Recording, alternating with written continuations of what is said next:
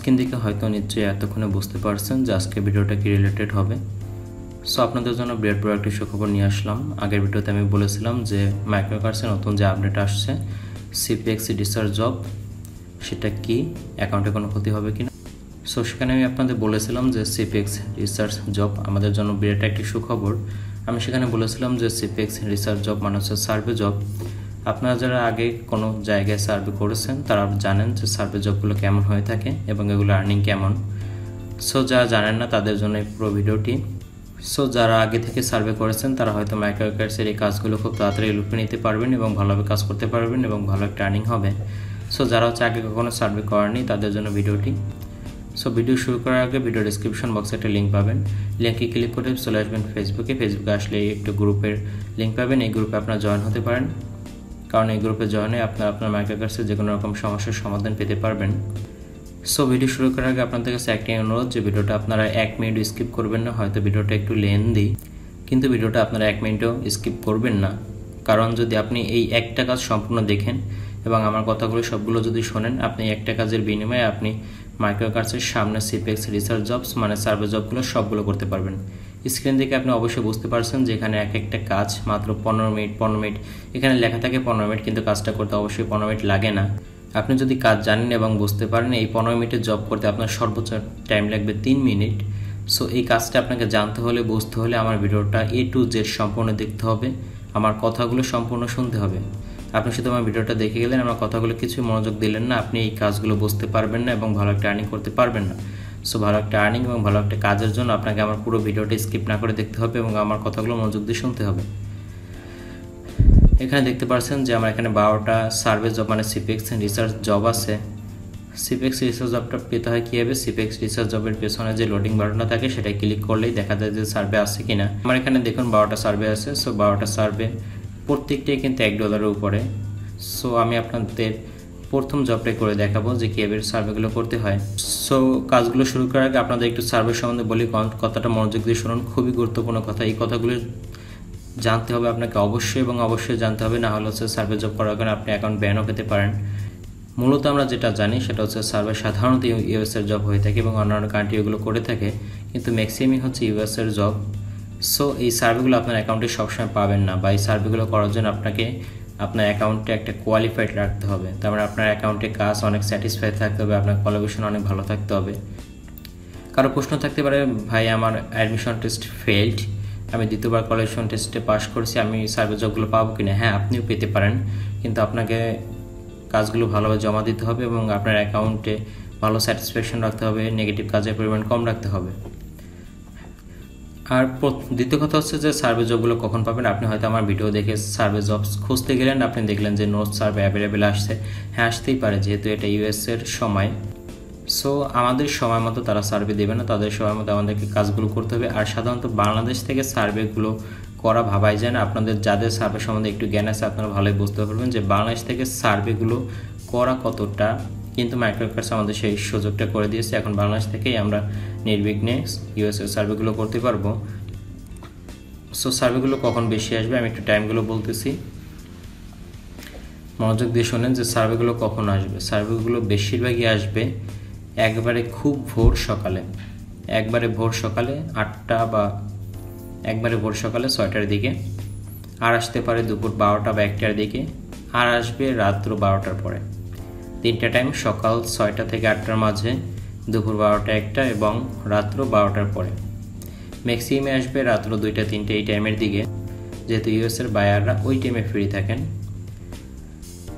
So survey টাইমগুলো একটু এই time অনুযায়ী ভেরি করবে। আপনারা যদি সার্ভে বা সিপিএক্স রিসার্চ জবগুলো করতে চান, এই টাইমে আপনাদের অ্যাক্টিভ থাকতে হবে এবং অ্যাকাউন্টে কোয়ালিফিকেশন ভালো রাখতে হবে। আমরা জানি যে মাইক্রোকার্সের যে আমাদের অ্যাকাউন্টে আমাদের কিন্তু এনআইডির সাথে মিল রেখে করা, এনআইডির সাথে সব তথ্য মিল রেখে করা। সো যখন আপনি সিপিএক্স রিসার্চ জবগুলো করতে যাবেন, আপনাকে প্রথমেই হচ্ছে আপনার অ্যাকাউন্টটা করে নিতে হবে। সো অ্যাকাউন্টটা করার জন্য আলাদা কিছু করতে হবে না। যখন আপনি সার্ভেগুলো অ্যাকসেপ্ট করবেন, আমি পরবর্তীতে কাজটা দেখাবো, মনোযোগ দিয়ে দেখবেন, কিন্তু বর্তমানে আমার কথাগুলো মনোযোগ দিয়ে শোনেন। আপনার অ্যাকাউন্টটা তৈরি করার জন্য আপনাকে বিভিন্ন ধরনের প্রশ্ন করতে পারে, যেমন আপনার বয়স কত, আপনার জন্মসাল কত, আপনার নাম কি, আপনি কোন ক্লাসে পড়েন, আপনার পেশা কি, আপনি বিবাহিত কি না, আপনার বেতন কত, আপনার পরিবারের বেতন কত, এইসব জিনিস আপনাকে জিজ্ঞেস করতে পারে। সো এইসব জিনিস আপনি কখনো ভুল দিবেন না। সাপোজ আপনি শিক্ষার্থী কিন্তু আপনার ম্যারিটাল স্ট্যাটাস আপনি দিয়ে দিলেন যে আমি বিবাহিত, এইটা ভুল হয়ে যাবে। কেন ভুল হবে? কারণ হচ্ছে আপনার মাইক্রো আকার্সে কিন্তু আপনি কোনো প্রকার ভুল তথ্য দিতে পারেন নাই। মাইক্রো আকার্সে আপনি সব ধরনের সঠিক তথ্য প্রোভাইড করছেন, সেটা কি অনুযায়ী? এনআইডি কার্ড অনুযায়ী। সো ওরা কিন্তু জানে যে আপনি বিবাহিত কি না, আপনি কি শিক্ষার্থী নাকি বিবাহিত, এটা কিন্তু ওরা জানে।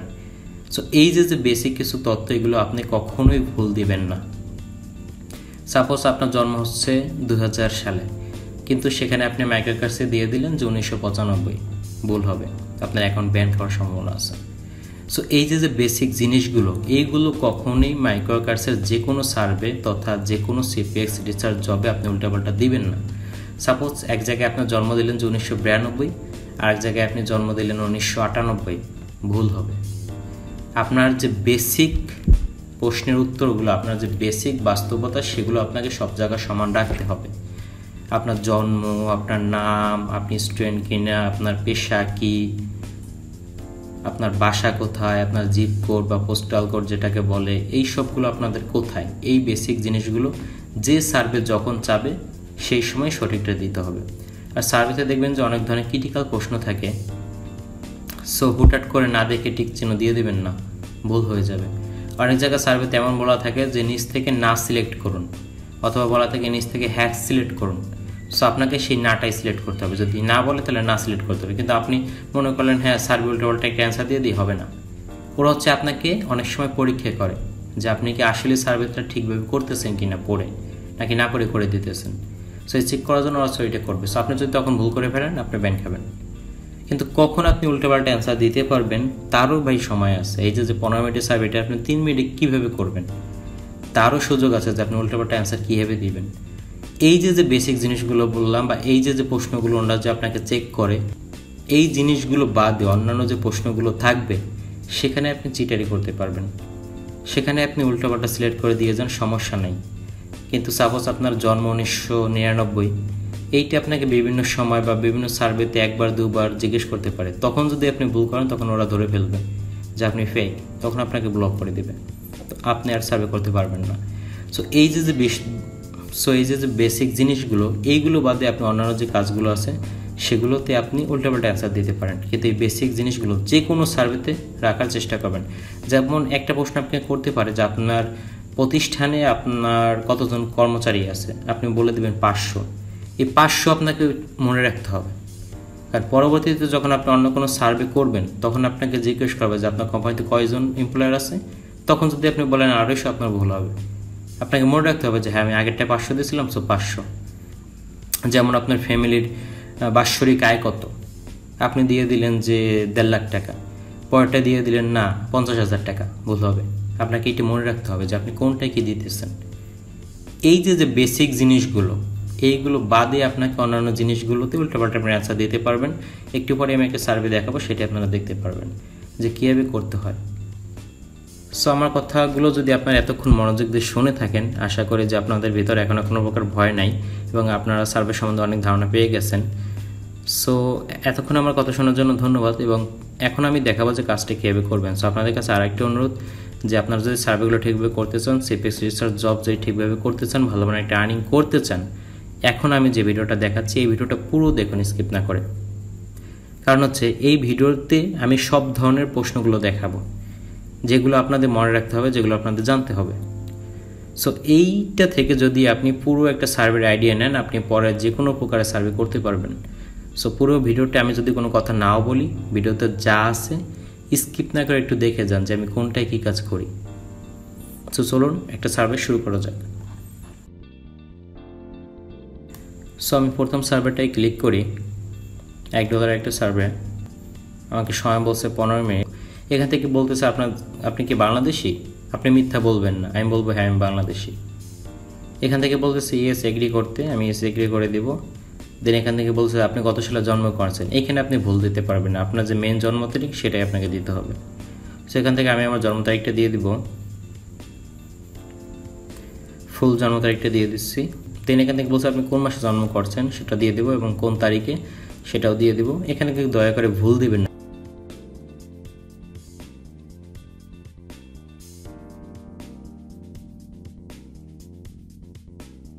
পোস্টাল কোড চাইছে, সেটা আমি দিয়ে দিব। দেন এখান থেকে আমি ইয়েস করে দেব। যত পারমিশন চাইবে পারমিশন দিয়ে দেবেন। ইমেল অ্যাড্রেস আছে আমার কাছে, এখান থেকে আমি আমার ইমেল অ্যাড্রেসটাও দিয়ে দিব। মেইনটা কোন ইমেল অ্যাড্রেসটা দিবেন, মাইক্রোকার্সের জিমেল অ্যাড্রেসটা সেটা দিবেন। জেন্ডার দিয়ে দিবেন। এখান থেকে দেখুন অন্য যেহেতু কোনো অপশন নাই, আমাকে বাধ্য হয়ে ফ্রান্স সিলেক্ট করতে হবে।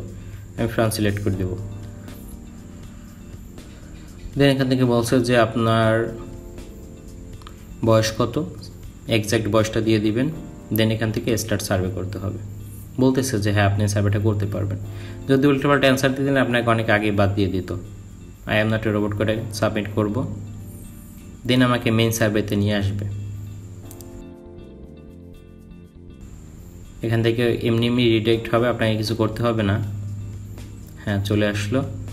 দেন এখান থেকে নিচে আসবেন। নিচে সেগুলো একটা একটা সিলেক্ট না করে আপনারা একবার নিচ থেকে আসবেন, এসে দেখবেন অ্যাকসেপ্ট অল আছে, সেটা করে দিবেন।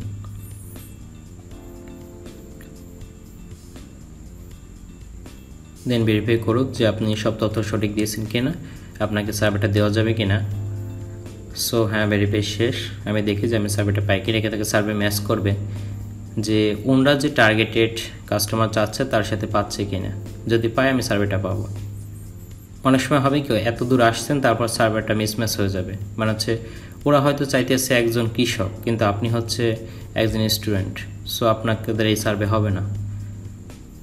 সো সার্ভেটা ম্যাচ করলে এখান থেকে আমি যা চাচ্ছে দিয়ে দিব। এখান থেকে বলতেছে যে আপনি পার্টিসিপেট করবেন, এসব কোন কোন বিষয়ে পার্টিসিপেট করবেন। এখান থেকে ভালো ভালো কিছু সিলেক্ট করে দিবেন। যেমন এখান থেকে হচ্ছে সার্ভেগুলো করার একটা টেকনিক আছে, সেটা হচ্ছে আমি একটু বলি। আপনার যেটা করতে হবে, আপনি নিজেকে সার্ভে করার সময় মনে করবেন একজন ইউএসের লোক। সো ইউএসের লোক কী করে, জাঙ্ক ফুড বেশি খায়, বিভিন্ন ধরনের জিনিসপত্র পরে, বিভিন্ন ধরনের জিনিস কাজ করে। এখান থেকে বলতেছে দেখুন যে আপনার কার আছে কিনা। এখন আপনি যদি বলেন যে ভাই আমি তো স্টুডেন্ট, আমার কার কোথা থেকে আসে, আরে ভাই এরকম করলে হবে না। আপনি যদি বলেন যে আমার কার নাই, আপনি সার্ভেটা পাবেন না। আপনাকে বাধ্য হয়ে বলতে হবে হ্যাঁ আমার কার আছে। এইটি হচ্ছে টেকনিক। আপনাকে তখন অনুমান করতে হবে হ্যাঁ আমি হচ্ছে একজন ইউএসের লোক। সো আপনি যদি এখানে বলতেন যে আমার কার নাই, তখন হচ্ছে আপনাকে ওইখান থেকে বের করে দিত।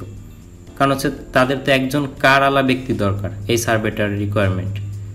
সো এখান থেকে আপনাকে কার সিলেক্ট করে দিতে হবে না থাকা সত্ত্বেও। এইটি হচ্ছে টেকনিক। এই বিষয়গুলোই আপনাকে একটু বুঝতে হবে। দেন এখান থেকে ইংরেজি সিলেক্ট করলেন। এখান থেকে এই যে জিনিসপত্র আছে কোনগুলো আপনি ইউজ করেন, ভালো ভালো জিনিস সিলেক্ট করে দেবেন। এখান থেকে আপনি বলতে পারেন যে ভাই আমার তো ব্লুটুথ স্পিকার নাই, আমি সিলেক্ট কেন করলাম, করতে হবে। কারণ এগুলি হচ্ছে সার্ভে। আপনাকে বোঝাতে হবে যে আপনি একজন ইউএসের লোক, আপনি এগুলোর সব এক্সপিরিয়েন্স আছে। দেখুন এখানে কিন্তু আপনার বয়সটা আবার চাইছে, ভিন্ন দেওয়ার কোনো সিস্টেম নেই। এখান থেকে আপনার জেলাটা চাইছে, আপনাকে একবারে এক্স্যাক্ট জিনিসটা দিতে হবে, কিচ্ছু করার নেই। বাধ্য হয়ে এক্স্যাক্ট জিনিসটা দিতে হবে।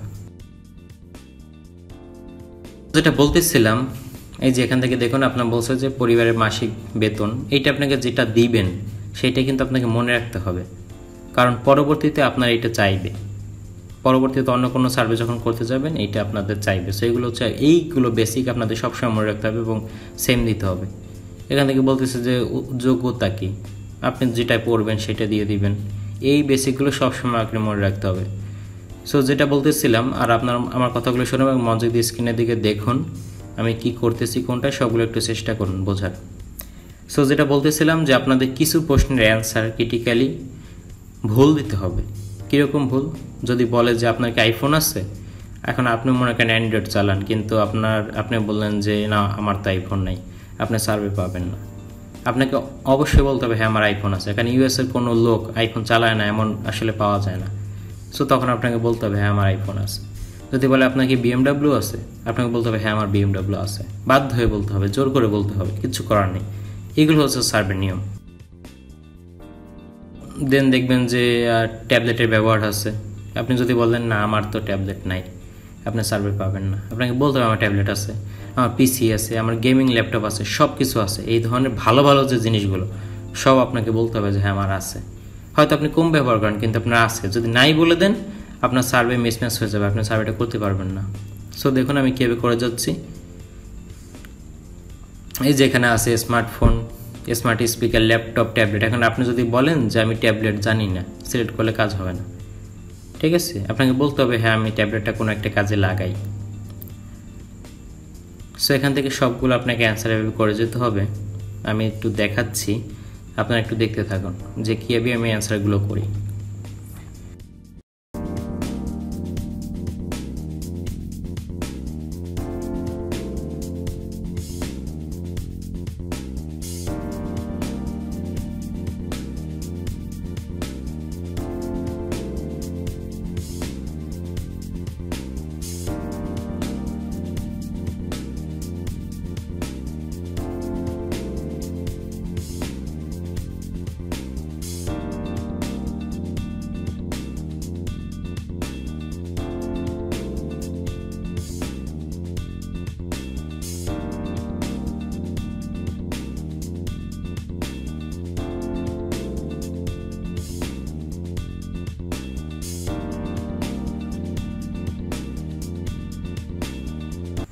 এই যে এইখানে কোশ্চেনগুলো আছে, এই কোশ্চেনগুলোতে হচ্ছে আপনি উল্টাপাল্টা অ্যান্সার করতে পারবেন।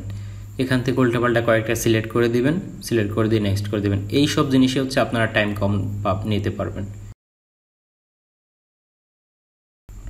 এইগুলো হচ্ছে যে এক্সাক্ট হতে হবে এমন না। এইখানে হচ্ছে আপনার উল্টাপাল্টা র্যান্ডমলি সিলেক্ট করে যাবেন। এইখানে আপনাদের বেসিক এগুলো কিছু মনে রাখতে হবে না। এখানে উল্টাপাল্টা সিলেক্ট করে দিয়ে নেক্সট করে দিবেন। এভাবে হচ্ছে সময় কমাবেন।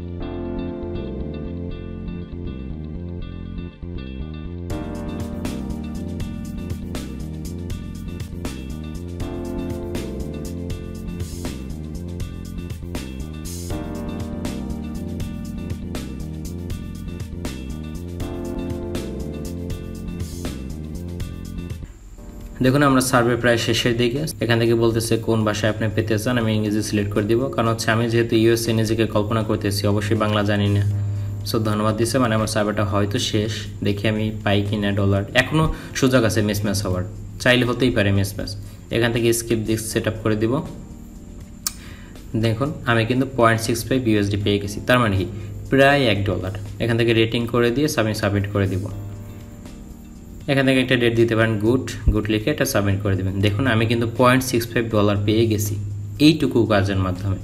দেন আমি যদি প্রোফাইলে এসে রিফ্রেশ মারি, আমার অ্যাকাউন্টে কিন্তু এটি ক্রেডিট হয়ে গেছে। তো আপনাদের সামনে এখানে এরকম আসতে পারে যে আনপারসনেট ম্যাচ করে নাই, কিন্তু ভয় পাওয়ার কোনো কারণে অ্যাকাউন্টে সে রিফ্রেশ করবেন, দেখবেন ডলারটা অ্যাড হয়ে গেছে। সো এই ছিল টোটাল মাইক্রোকার্সে সিপিএক্স রিসার্চ জব বা সার্ভে জবগুলো কীভাবে করবেন। সো আমি কিন্তু খুব একটা অল্প সময়ের মাঝে প্রায় $1 আর্নিং করে ফেললাম। সো এভাবেই হচ্ছে, যদি আপনাদের দোয়া থাকে সো ভালো একটা আর্নিং হয়তো মাইক্রোকার্স থেকে করতে পারবো আরও। যেহেতু সার্ভে জবটা এসে গেছে, সার্ভে জবে অনেক ভালো আর্নিং করা যায়, আপনারা করেন।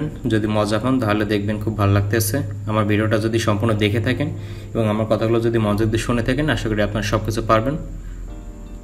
আর গ্রুপটা জয়েন করে নিতে পারেন, যে কোনো ধরনের মাইক্রোকার্সের সমস্যা বা যে কোনো ধরনের মাইক্রোকার্সের জিজ্ঞাসা এবং এই চ্যানেলের আপডেট পাওয়ার জন্য গ্রুপটা জয়েন হয়ে নিতে পারেন। ধন্যবাদ।